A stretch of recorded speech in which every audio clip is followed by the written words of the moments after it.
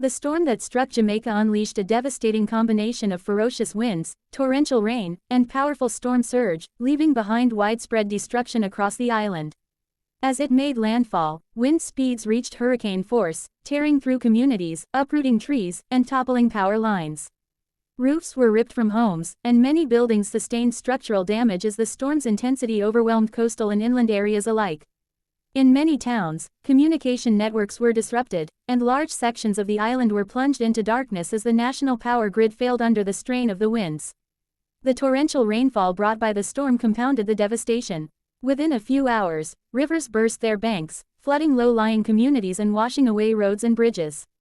Landslides occurred in mountainous regions, cutting off access to remote villages and making rescue operations difficult. Urban areas such as Kingston and Montego Bay experienced severe flooding, with water inundating homes, shops, and public buildings. Emergency shelters quickly filled with displaced residents seeking safety from rising waters and collapsing structures.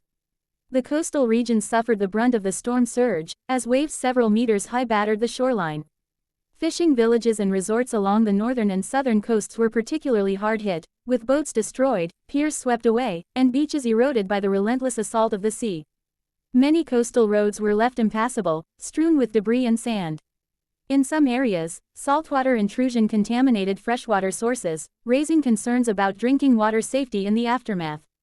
Early reports from government officials and local agencies indicate extensive damage to infrastructure, agriculture, and housing.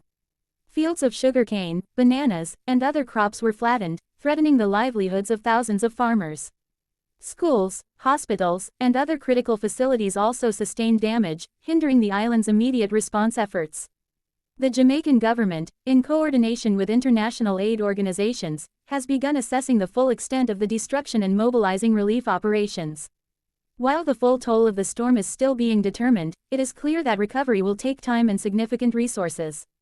The resilience of the Jamaican people, however, remains strong.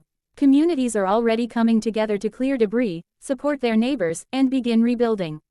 This storm serves as another reminder of the island's vulnerability to extreme weather events and the growing need for stronger disaster preparedness and climate resilience measures.